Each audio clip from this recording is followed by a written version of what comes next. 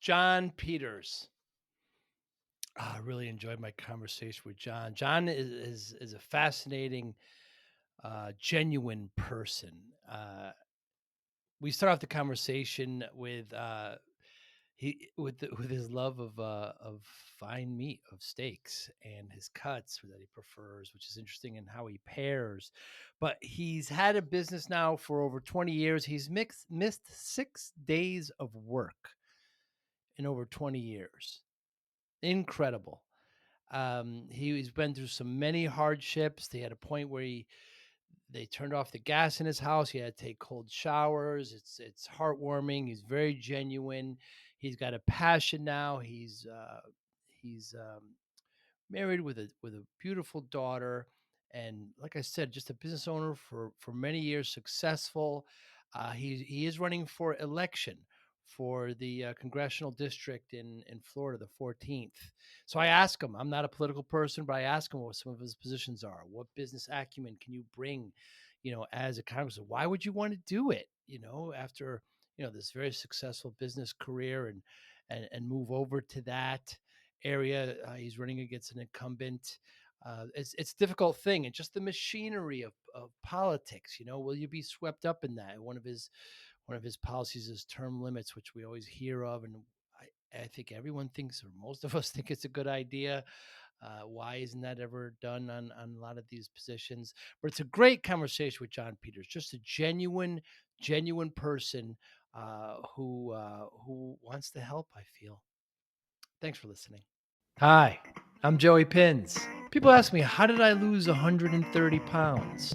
The quick answer is always discipline. I started my business, wasn't paying attention to my health, was eating too much, drinking too much sweets. My daughter was born. Next thing I know, I'm pre-diabetic, I have hypertension. I knew something had to change. Discipline. I, like many of you, have faced many challenges in your career, in your family, in your life, in your faith. How did you attack them? How did you approach them? How did you solve them, hopefully? It all had to have some degree of discipline. I'm also asked, how did you found and start a tech business that lasted over 25 years? Discipline. I was committed to it, enjoyed technology, didn't enjoy some aspects of it, but knew it was necessary. Discipline. Our podcast mission, how do we use discipline to better ourselves and society? Join me, please, as I talk to interesting people and discuss how they use discipline in their family and their passion and their careers and how it helped them. Our podcast vision, growth through learning from others. Joey Pinz Discipline Conversations. It'll be light and serious. Join us, please. Thank you for consideration. John Peters, so great to see you. Thanks for being here. Thanks for your time. I really appreciate it. Tell me, what's the best cut of steak for you, cut of meat? I like the New York strip. Why? I don't know why. I've tasted different ones, and that's pretty much what sticks out. When I order, generally it's a New York strip. And to what temperature? Medium well. And can you be friends with somebody who has it cooked well done? Yeah. Are you a well done guy? No. Okay. No. I just think a beautiful piece of meat like that, sometimes when it's overcooked, why do that to the meat, I guess is my point. Yeah. Yes. Yeah. And you pair very well. You send me some pictures of eating and with some wine. You like to pair them very well. Yes. Years ago, when my wife and I said to my wife, I said, look, you know what? We're going to go out on certain days, and it's just going to be you and me. And it's an amazing love affair that my wife and I have. Wow. And I don't want to get emotional, but it's a love affair put forth by God. That's all I can tell you. Just an amazing story, and every day I'm grateful for her. She's what I call the brains of the operation. I'm the drive. So her strengths are my weaknesses, and my weaknesses are her strengths. So we match very well. Wonderful to have a partner like that. Yes. And your daughter's beautiful. It's great pictures. You have a beautiful family. You've missed 6 days of work in the last 23 years? Yes, absolutely. And I'm proud of that. Yeah, Actually, I'm 6 days a week, right.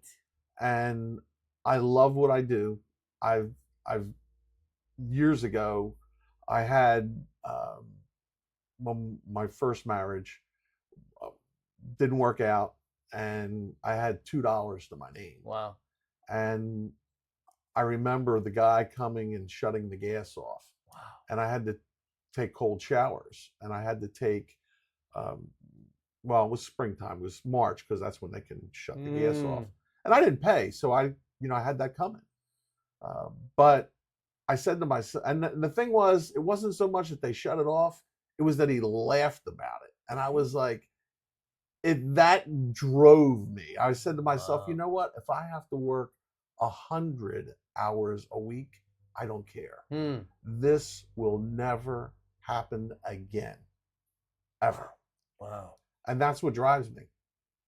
So thank you for shutting my gas off and laughing at me, because I remember that vividly as if it was yesterday. That's quite a motivation, John. Oh, it's I mean, to this day I think about it. Should there be assistance for people like that who are falling hard? That's a tough situation. Well, I mean, my wife left me. I'm raising a little boy by myself. She took off, and it literally, we were two different people. Right. The one thing that I learned from that was forgiveness. Right.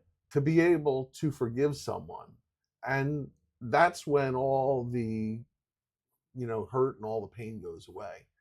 I remember, at that time, it in your mind, especially the person that you love wants to leave, and now you have nothing. You're $2. I'm knocking on my mother's door. Hey, can you give me $20 for dinner? Wow. Can you give me another $20 for diapers? Can you? And it was just constant. And my mother said to me, she said, well, when's this going to end? I was like, but when I'm in the service business, and what I did was to mentally overcome my challenge was I would go in, it was in people's homes, and the service I provided was unbelievable, amazing. And I just remember people telling me, John, you are amazing. John, I can't believe where this went. I mean, this is just amazing. And those constant pats on the back, the constant praises lifted me up and got me through. Wow. And here we are 23 years later, you have a successful business, you've got a new wife, another child. And why run for this seat here in the 14th District of Florida for Congress? Well, I've always been an underdog. At every turn. And I love the underdog because that's what challenged. When you tell me I can't do something, that even drives me harder. A friend of mine was a former congressman, Dennis Ross. He was in the 15th district. And he says, John, he says, this is definitely an uphill swim for you.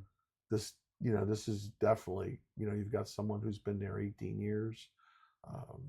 The odds are against you, and that's what motivated me. And as a candidate, I bring that tenacious, I bring that drive, I bring that energy that got me to where I am, to this where I want to go. And I want to do it because I want to do what's best for our country. We can agree to disagree on a lot of different things. But there's so much that brings us together. We're really not that far off. We're really not. And what's happening is they're dividing people between a D and an R, Democrat, Republican. I mean, if and I'm a Republican, if a Republican has the cure for cancer, the Democrats can't vote for it. They can't. It's terrible. That's a win. Yeah. You can't give it to them. And that's the sad thing. And that's one of the reasons why I want to begin the Congress, is because I want to break those barriers down. And one of the ways to break that down is term limits. If you've got people in there 20 years, guess what? They're not going to change. They're not going to change who they are, or what they do. They're going to keep doing the same thing over and over again. Just the way it is. The way you make change is get them out of office. Well, if you vote them out of office, that's one way to do it. The other way to do it is to limit their terms.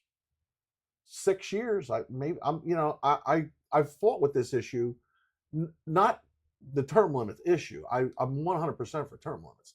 It's the time. Is it 10 years? Because as a senator, it's every 6 years. So that would be 12 years. So would it be fair to say 10 years, 5 terms? I think it's less than that. I think it's maybe 6 or 8 years. And that's something I would be up to debate. I don't know. Tell me what your thoughts are. I can be won over based on telling me something that I don't know that makes sense. And that's what we don't have. We don't have people that want to make sense.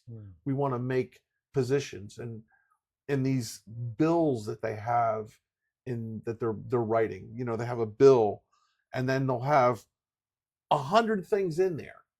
Now, there's probably 50 things in there that I don't like, and I don't want to swallow. There may be 50 things that you don't like.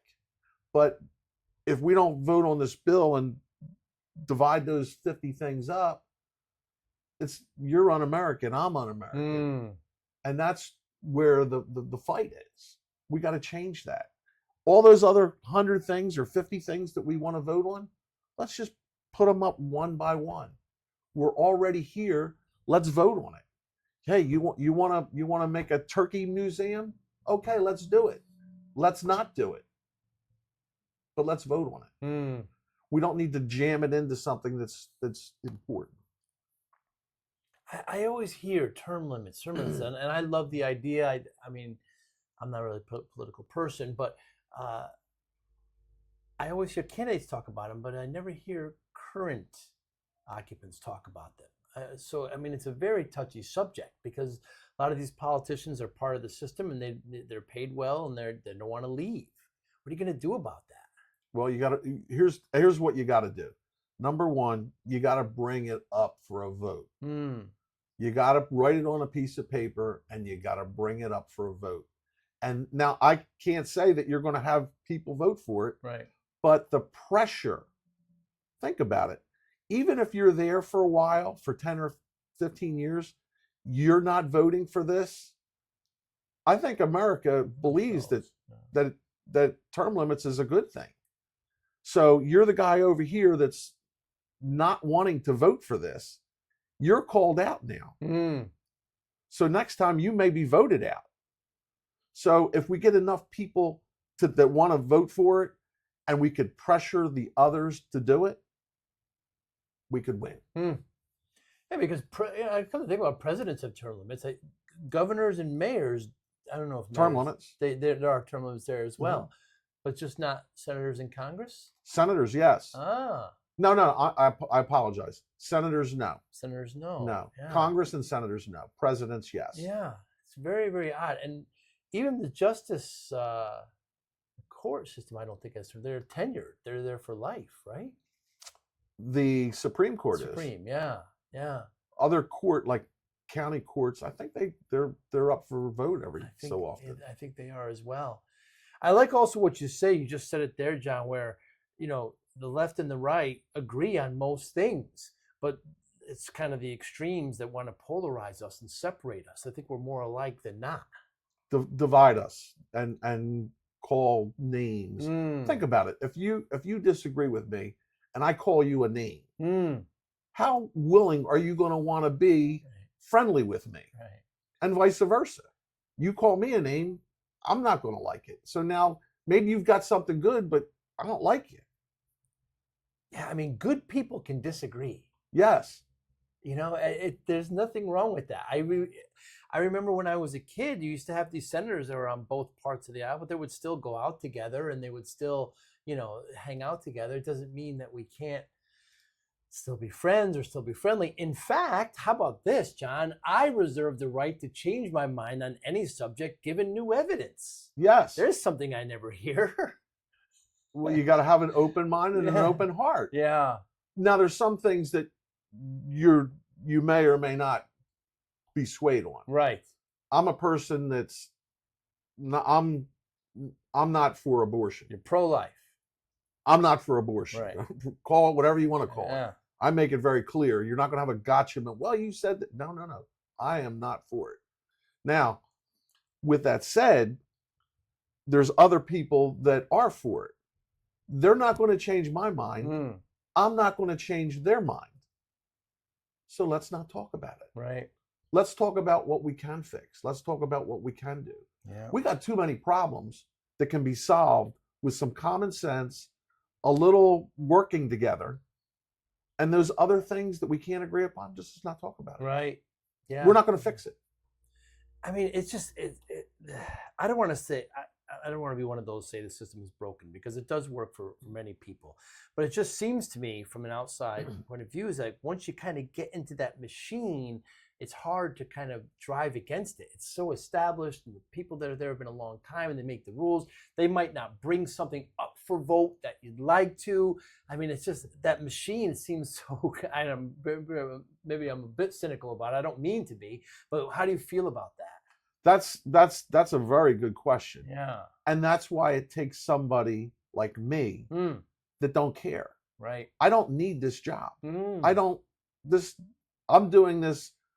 I woke up one day. Yeah, I went to sleep.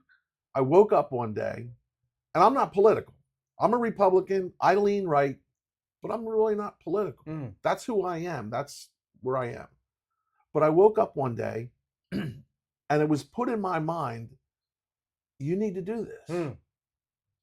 God told me, you need to do this. Now, I'm not trying to be religious. Right. I'm not trying to be, but that's what was put in my mind. And that's why I'm here. Plain and simple. That's why I'm here. So can you change those things that people, somebody like me that I don't care if it's one term, two, it doesn't matter to me. I'm not there to be a politician and be there for, if I can't make a change and I can't make a difference, I don't want to be there. I don't. But we do need to have term limits. Yeah. I think the pressure just to engage them and to put them in a corner and put the spotlight on somebody and say, look, you need to vote for this. Oh, okay. Because if not, you're going to get voted out anyway. Because people want term limits. Yeah, they certainly do. I think so. I think the only people who don't are occupants and then some of the hardliners, I guess. Where does your spirituality fit in your life, John? Very, very. It's an amazing story. I've been challenged. Having my gas turned off, right. My wife leaving me. Right. Those were challenging moments, and you're going to get me here, but God has carried me all these years.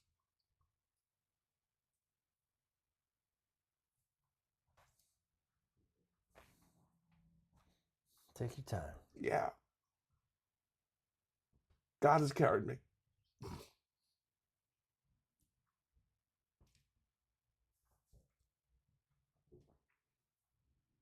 That's why I'm here. Yeah. Are you more religious or spiritual? Where would you say you fit? Well, I'm a Christian. I love God. I love Jesus. And again, I'm not going to promote, I should promote Um, Everything that I have, I've worked for. Mm. Haven't sued anybody. Haven't stolen anything from anybody. Haven't hurt anybody. Mm.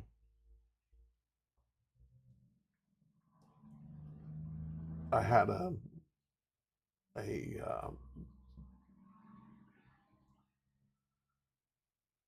a disaster first marriage, and I learned to forgive. Mm. And I met the most incredible woman. At all places, a home show. Mm. Now, my wife, who she kind of stays in an area. She used to live in St. Pete. I lived in Valrico, and I was doing a home show for my company that I worked for at the time. I was a manager, and I was there, and I'm handing out bags and promoting my services. And I saw this woman walk by. And now you got to keep in mind, there's thousands of people at a home show walking by all the time. A lot of beautiful women, incredibly beautiful women. But this one caught my eye. Wow. And I was like, wow, she's got no makeup on. Mm.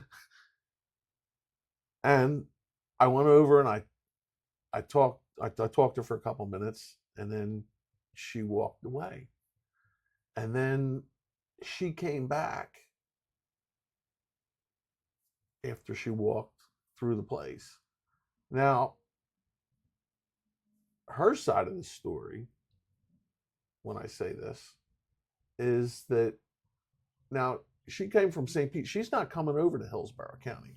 She's just not. It's not happening. They don't do that. Yeah. But she did, and she did it for this home show for whatever reason. Wow. She saw it on the TV, and she says, I think I need to go see. For whatever reason, she needed to go. Wow. But after she walked through, she said God told her, you need to walk again. And when she walked again, she was over at this chair place. They were selling chairs. Mm. So she sat over there, and I saw her, and I literally walked over there, and I engaged her. I talked to her, and I'm a salesman. I like to, I'm high energy.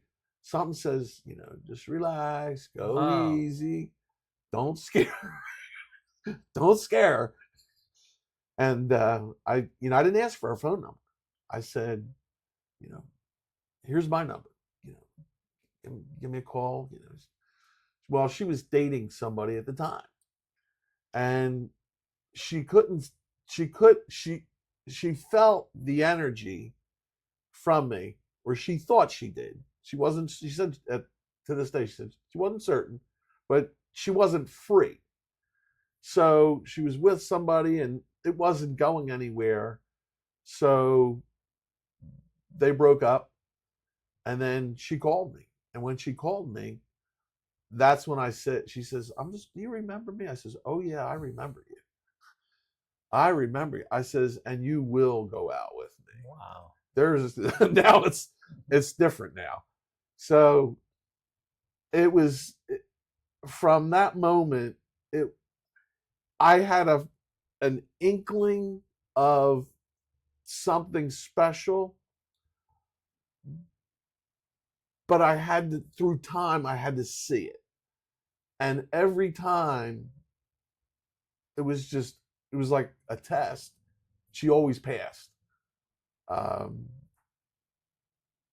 When I say that, you got to know in your heart that this person's for you. Mm. They can all, I love you, or, but it was genuine. Everything was real.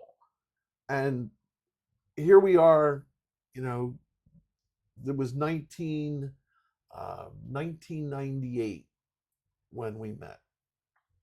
And it was June of 1998. And then I think it was No, it was March of '98 when we met, and it was 19. I'm sorry, no. And it was June when we went out. That's when I says, yeah. She said, what? She said, I'm going to church tonight. I says, great, I'm going too. So it was it. There was two people, and she's a strong woman. She was married before, and got divorced, kicked them out of the house. Now most men would be like, oh, that woman took that guy, and they did. I saw it as a strong woman. I said, man, that's a strong. I love strong women. My mother's a strong woman, and she worked, and that's a part of why I do. Maybe that's why I do it. I don't know why. Combination. My mom worked 2 jobs. She uh, worked long hours so that that we could provide for us. But it's just an amazing love affair. I can tell you so many stories, but to this day, it's like when I see her, she sees me. You can see in both of us. Yeah. You can see the love. I mean, people see us out. They're like, you just need to stop it. And my little girl, she's like, Daddy, leave her alone. Leave her alone. So it's a blessing. God did that. Call it what it is. She would not have gone. She shouldn't have even gone there, but she did. And then not only did she go there, she walked, and then no, you need to go again. And then here we are, after as one. We are one, and it's just amazing. That's wonderful, John. It's a wonderful story. It's heartwarming, and to have a great person like that as a partner in your corner means the world to any of us. It's wonderful. Yeah. And those moments, and I apologize for getting a little emotional, but it just genuine. It's just a blessing. It's like, here I am, I'm trying to work as many hours as I can to produce for my family, right, and give them a better life. And you find someone that's like-minded. And that's what I see with her and I. We are of the same cloth. That's why we are so, even 20 some years later, still in love, and crazy love. We don't need to get gifts. We don't need to, we do what we do no matter what. It's a birthday. If I get a card or don't get a card, it's okay. Doesn't matter. Our love is for one another. And we want to make sure our little girl, has things that we didn't have when we were growing up. As a business owner, John, for over 20 years, you go into business successful. What's your general philosophy and policy with employees and customers? Well, first of all, the customer pays us. If they're not happy, they're not going to call again.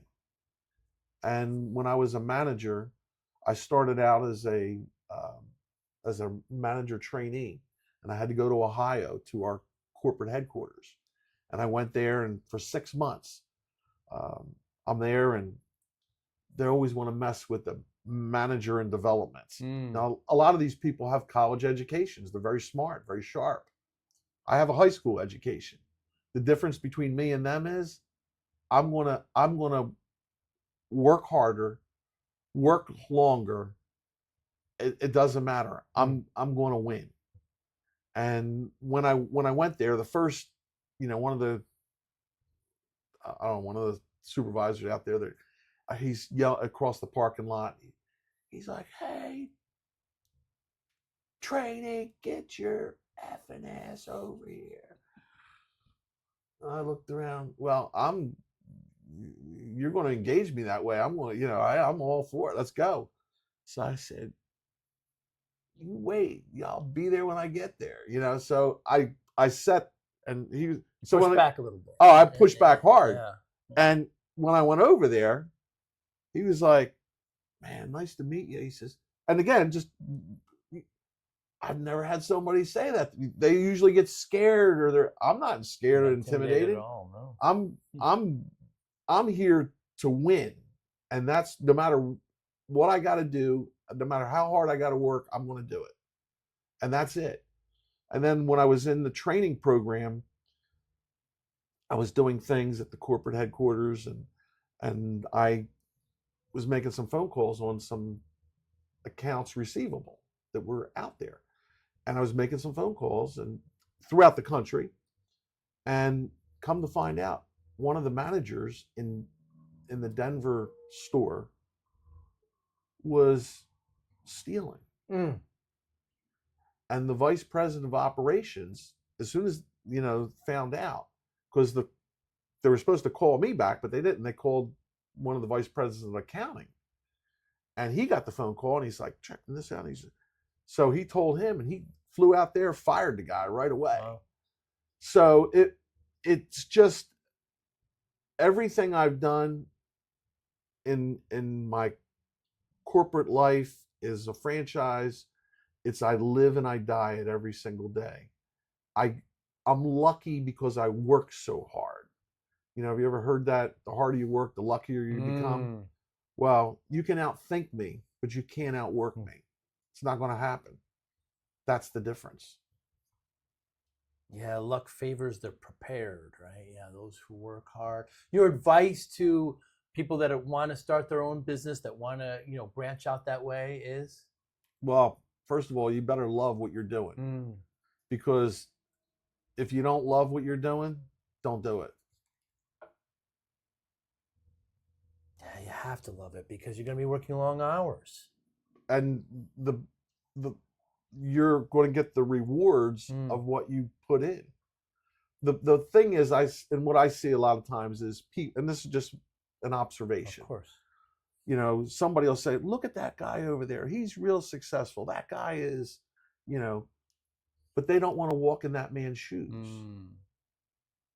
Do they want to put their personal credit on the line?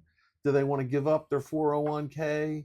Do they want to sign whatever they have to sign? Do they want to give everything they got? Well, I want to start a business, but I don't want to take the risk. Well, then you're not going to get the reward either. So are you willing to, I say, live and die it? And that's what I mean. In other words, I've put everything into what I do, everything.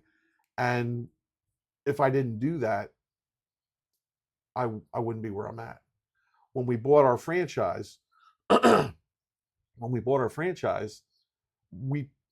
found a guy that wanted to sell, and the price was just crazy amount of money.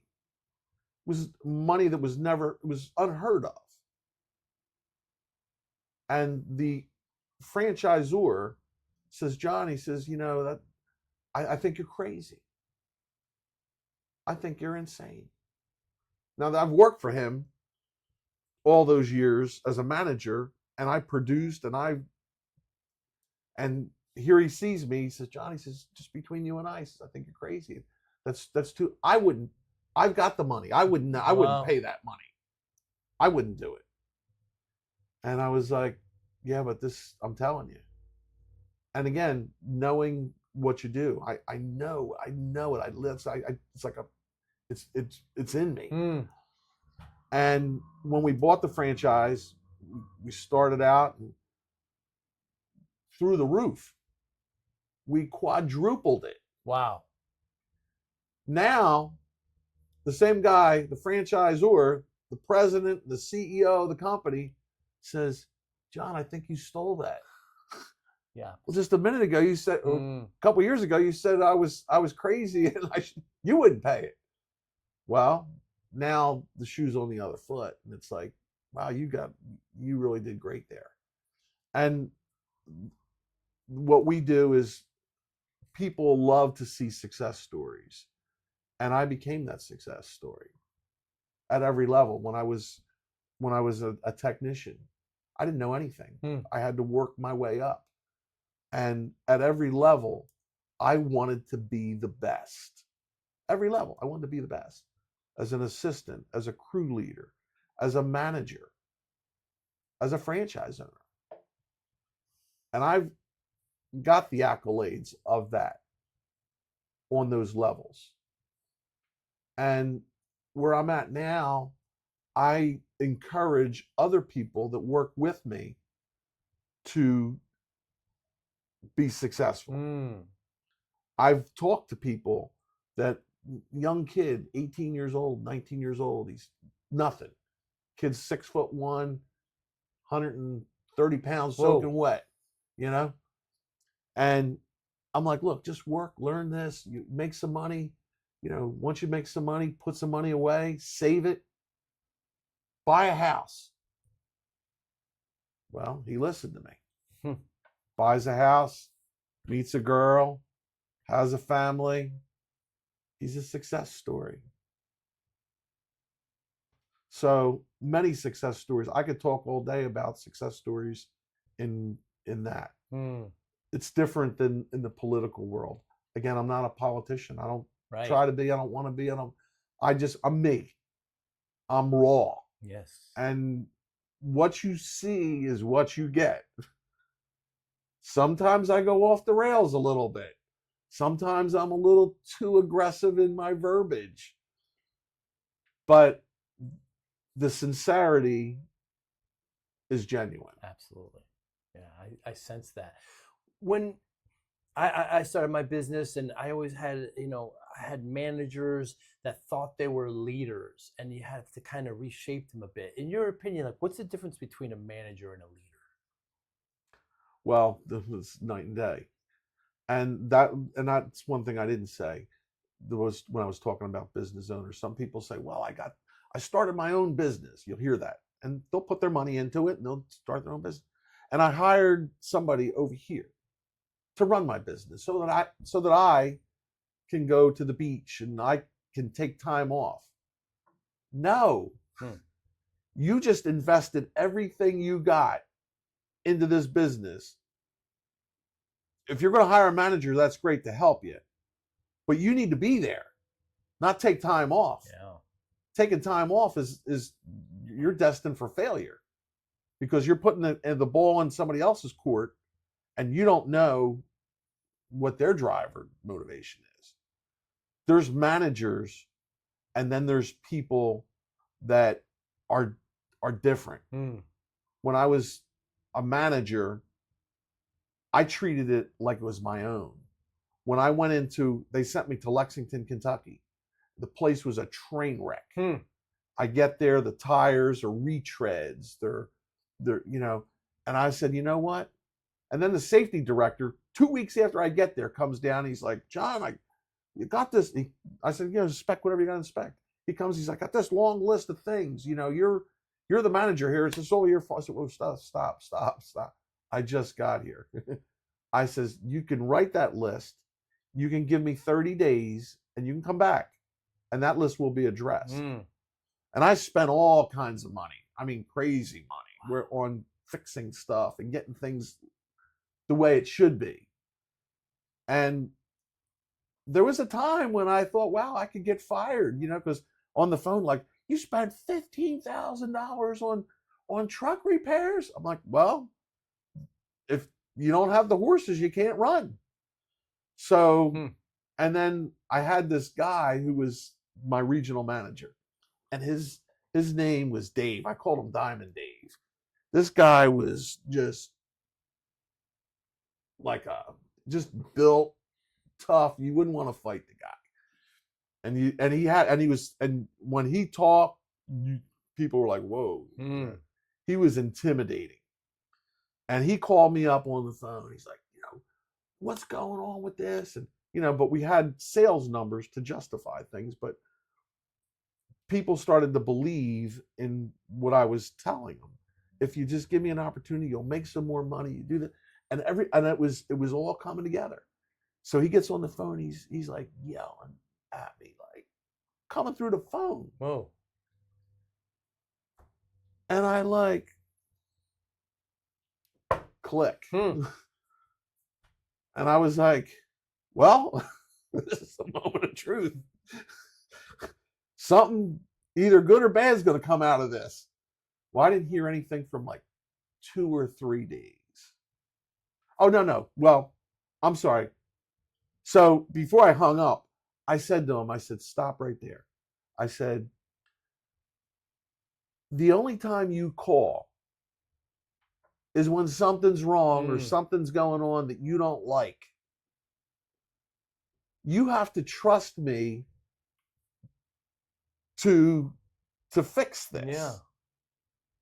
There's going to be some pain in fixing it, but at the end of the day, there's going to be glory.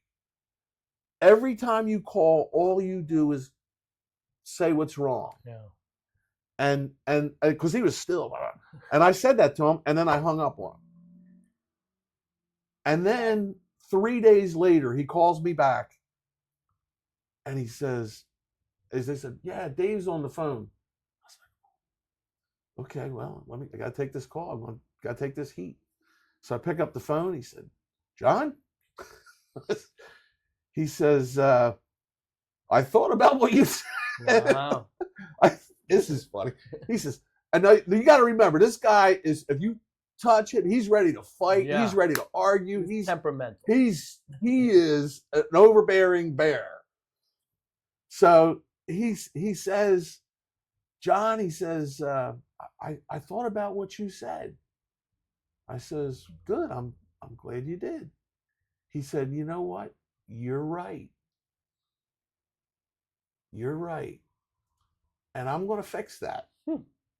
It's awesome. I couldn't believe what I was hearing. Yeah. He says, but if you ever hang up on me again, I'm 200 miles away. I will come down there and whip your tail. I said, yes, sir. So after that, we had a beautiful relationship. He gave me room to maneuver, to do what I had to do. He believed in me. We had success. And, you know, we moved on, and the story continued. 2 years in Lexington, Kentucky. We grew it from 1 million to 1.5 million. 2 years. They said they had a problem in Tampa. I go to Tampa in 1994. I get there. It's the same thing. It's another train wreck. So, well, that's why they sent me here. So here I am. I'm out there. I'm the fixer. I come in there. I fix it. Same situation. Had another regional manager. He was there, and that's a whole other hour or two conversation. But same thing. Same situation. We win. We're successful. Everybody's happy. And this kind of acumen that you've developed over the years for taking these on and fixing these things, this is what you want to hopefully bring to the district here. Yes, absolutely. And they said, well, what's your plan? Well, I got to get in there to figure it out. I don't know how the operational things work. My understanding, again, I don't know, but my understanding is when they go to vote, they come in different doors. The Democrats come in one door, the Republicans. This is what I heard. Now, I don't know whether it's true or not. I would find out. But if that's the case, that cycle needs to be broken. It needs to be broken. That's a problem. And then you've got people that, I'm going against Kathy Castor. She's been there 18 years. Wow. 18 years. You walk outside of her congressional office, there's 100 homeless people. I've fed them people. Veterans. Yeah. Now there's drug addicts and there's people that are, issues and what have you. But there's good people out there. Good people that just fell on bad times. That can happen to anybody. Sure can. So how can we send billions of dollars to a country? Tens of billions. And we can't even spend a couple million. I'm just talking in that little district. She'll spend $2 or $3 million on a museum somewhere. Here, not that they don't need it. I'm sure they do. But you could have results. You could, when I say homeless, we could build a shelter. Yeah. We could have food trucks. We could maybe overcome this. but where's the drive? It's not there. Let's list our problems and let's start knocking them down. They don't think like that. It's another, it's a bill. Let me throw this spending thing in here for my donors that are, I'm pretty much self-funding a lot of my stuff. Yeah. Look at the FEC. I'm the first guy to qualify. I'm the first guy to do my reports every quarter. That's what I'm bringing.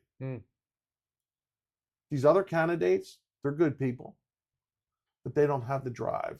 They don't have the, I'm going to fix things. I'm going to go there and I'm going to be the Republican opposite of what she was. Stonewall. We don't need Stonewall. We need solutions. So John, just like you were able to talk, still respectful to your boss, but get your point across.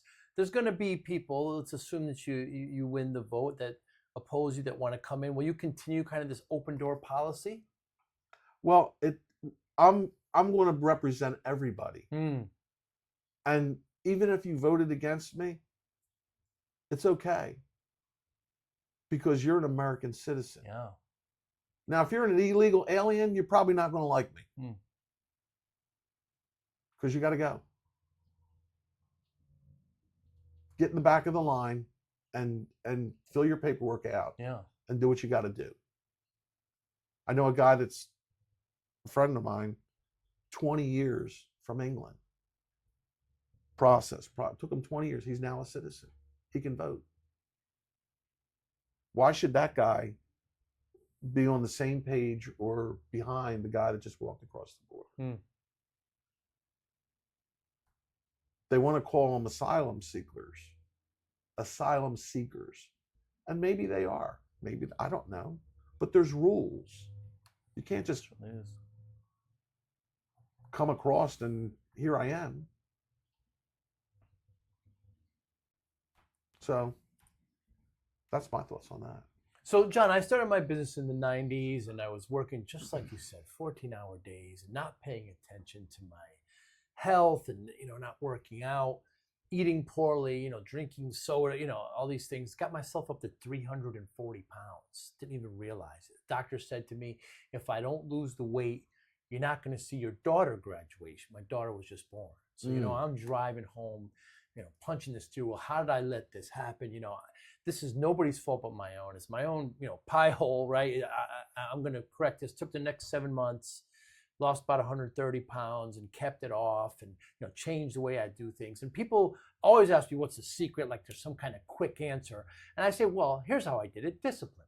I got focused. I got a routine. I had willpower. That's how I lost the weight. That's how I do the many things I do. I wonder how discipline plays a role in your life, John Peters. Well, when you say discipline, I'm getting up every single day. I know I have a mission to do, and I'm going to do it. Doesn't matter if it's raining. Doesn't matter if it's hot. Doesn't matter. Doesn't matter. Nothing matters to me. The only thing that matters to me is I'm getting up and doing whatever I got to do to be successful today. I want to make my family proud of me.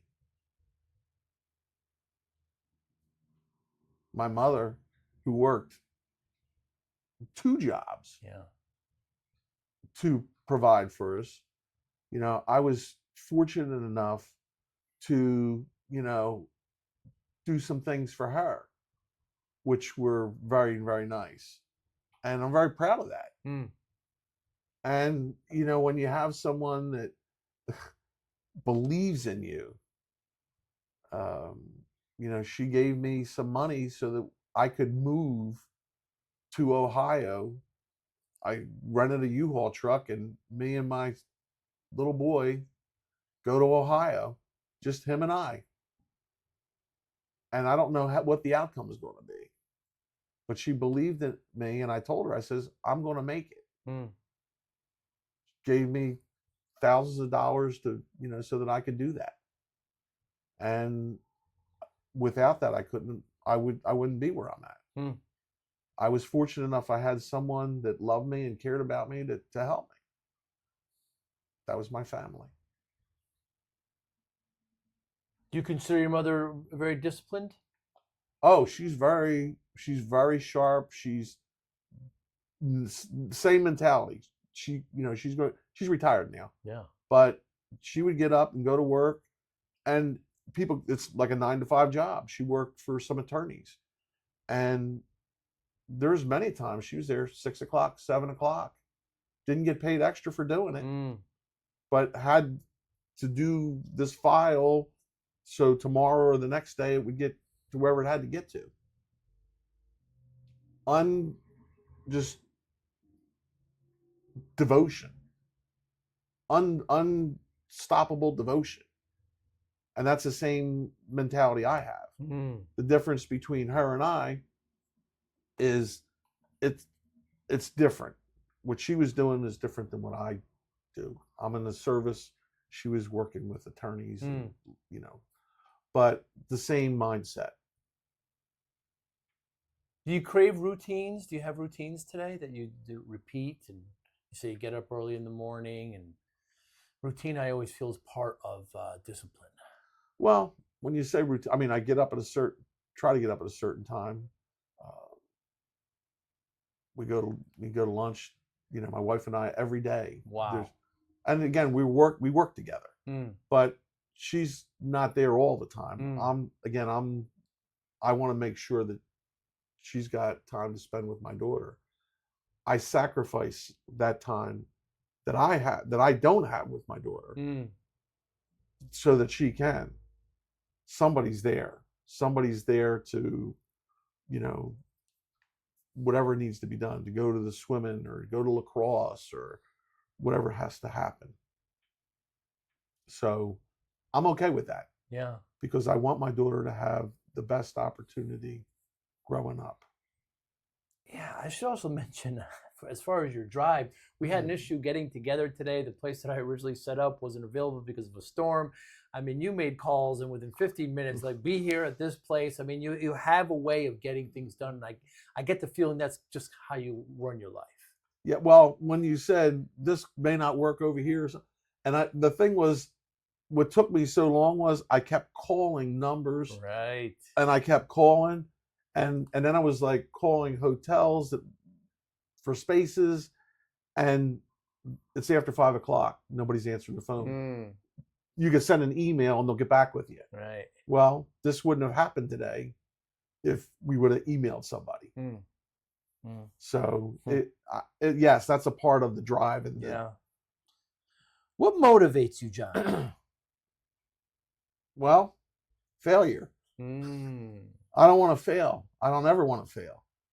I want to be successful. I've failed before. Yeah. Not paying my gas and having it shut off. I don't ever want to have that failure, ever. And I want my family to be better off than I was.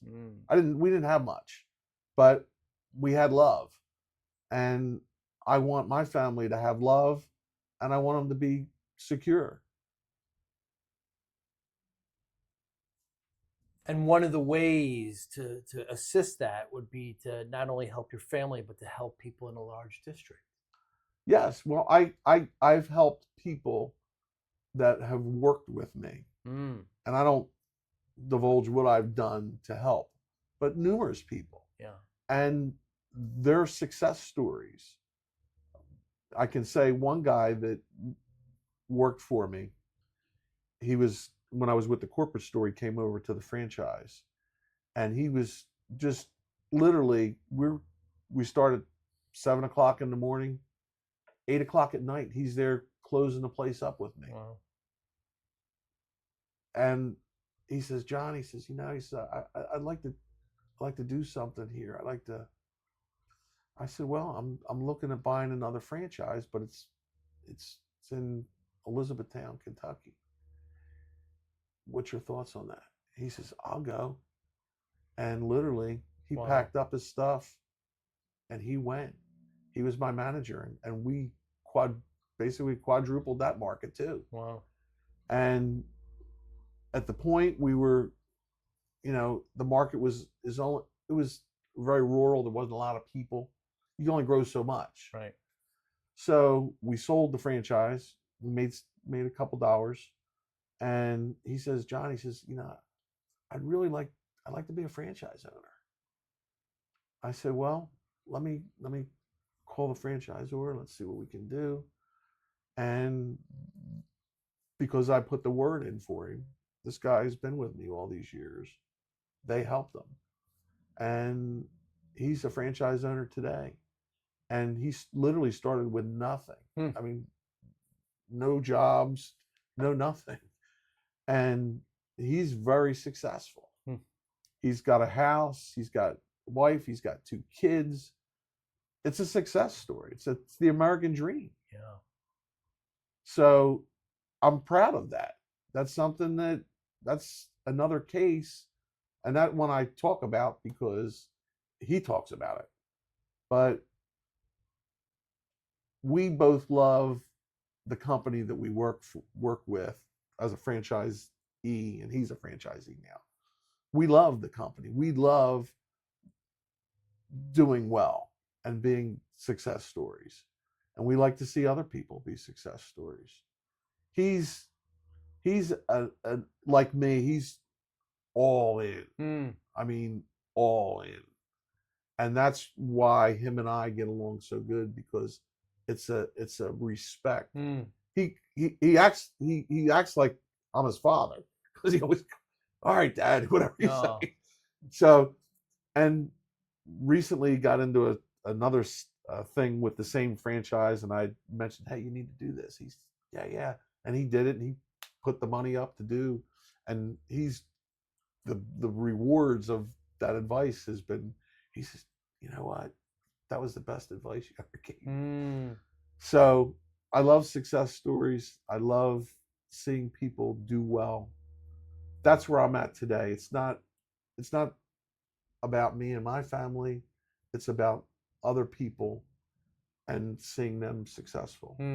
When I see this district, I see people across from her, congressional offices that are homeless. We could do something. We could create a program where they work and offset it, whatever it takes. There's an answer for it. I don't know that I have all the answers, but I'm willing to look for it. Just like finding this, there's where there's a will, there's a way. Yeah. And you just got to be willing to do whatever it takes. And I am. Do you have any mentors? Well, my mother is definitely a mentor. She very determined. I've met a lot of people along the way of my success. The franchisor of my company, the CEO, actually the founder of the company, he was one of my biggest mentors. He passed away. We would go to a convention, and as we're at the convention, I told him, this guy was, his hands were like twice my hands. He was sitting behind me. I turned around. He says, hi, I'm, and he shook my hand, and he says, I'm the founder of this company. He's just bigger than life. I was like, I'm John Peters. I'm the manager in, Lexington, Kentucky, That's my. So I says, I'll tell you what. I says, I challenge you to come down to this location. And I'm like pointing at him. Yeah. And don't even call. Just show up. And I'm going to let you see the best corporate store you've ever seen. Wow. And sure, phone rings. So-and-so's on the phone. He says, I'm 5 minutes away from the office. I'll be there in 5 minutes. Now, if things are bad, 5 minutes is not going to, sweep things under the desk. So here he was. He showed up, and he saw it. And he was like, wow.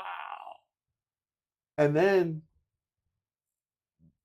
his love affair for me, because we had a common love for the company.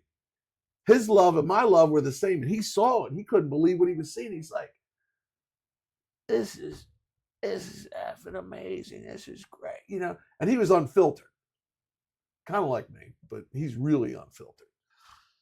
And he's just like, wow, this is just amazing. This is great. This is the founder of the company. This is a national company. This is the founder. And he's hugging me, and, you know, John, he says, John, we're going to go to dinner. We're driving to dinner. He says, you drive. And he's sitting in the back seat. I'm driving. He says, this car is a POS. It's a big daddy long Benz.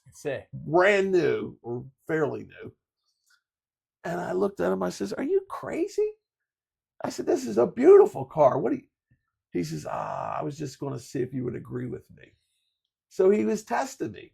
So he goes back to the corporate headquarters, and they had a corporate store.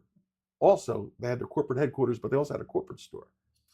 And the manager of the Columbus store gets on the phone and calls me up. He says, John, he says, I'm sick and tired of the founder of this company coming over here telling me how great you are. I am sick of it. we would go to a convention, and him and my son got along, and they just, you know, we were like family. And we were sitting at a convention. He's like, where are you from? And then they would say, oh, I'm from Detroit, or I'm from California, or wherever. He's like, oh, yeah, I remember that.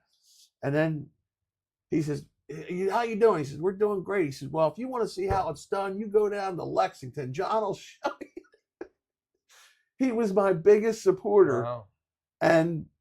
But it was a common love that we had for the company, that we, you know, and same thing with the country. We should love our country. We should be like this. Yeah. And what's best for the country is good for all of us. So given your motivation of, you know, not failing, of driving, how do you measure success? Well, a lot of it's, you know, numbers, satisfaction. When I say satisfaction, I mean customer satisfaction. You know, we're almost 99% satisfied. That's pretty good. You're always going to have 1% that no matter what you do, trolls. It's not going to happen. But that's one of my things that makes me happy is I like cars, you know, so I'm at the car dealership and I'm getting service on my car, and I'm looking at this car behind me, and I'm like, wow, that's probably a 10-year-old car, but the car is clean, you know, and you know the lights on the things that kind of get foggy. Yes. Yeah. Well, those were like, this car is 10 years old, and they're like they're brand new. Wow. So this lady sees me looking at the car. I'm like, and I can't help myself. I'm just looking at it. Just, you know. So she comes over, and she looks at me, and she says, you're the guy that owns the franchise. And I said, yeah. And I never met this woman a day in my life. She was probably late 70s. And my wife was standing over to the corner because we were, you know, this woman comes over and grabs me. Wow. And squeezes me. And I never met this woman. Squeezes me like I was her son, and she hadn't seen me in 10 years. And she says, I love your company. And I says, I do too. And it brought a tear to my eye because, and she says, every time you guys come out, you do amazing work. You always, I says, well, you know, we're human. Sometimes we make a mistake. It's not. She said, I've been using you for 30 years. Never had a problem. It's nice. It's real rewarding. That was unbelievable. again, I never met this one. My wife's like, who Nice. is that? Yeah, So, I don't know. it's nice. Well, John Peters, thank you so much for your time today. It was a great conversation. I wish you well. The election's coming up, and can't wait to see what happens to you in the future. Thanks so much. Thank you for having me. I truly appreciate it. God bless. Hugs and squeezes at you. Very well. Thank you, my friend. Thank you. Thank you for listening and or viewing Joey Pinz Discipline Conversations. Please share this episode with one or two of your friends who you think may benefit from the episode. Our website, www.joeypins.com. There you'll find lots of resources and you could join our mailing list. Please follow us on all our social media, Instagram, Twitter, and Facebook. Podcast information, the video version of our podcast is on YouTube. Please subscribe. Audio is on all major podcasting platforms. Please follow them. And if you like it, please consider giving 5-star rating. Would really appreciate that. Thank you again for listening or watching Joey Pinz Discipline Conversations.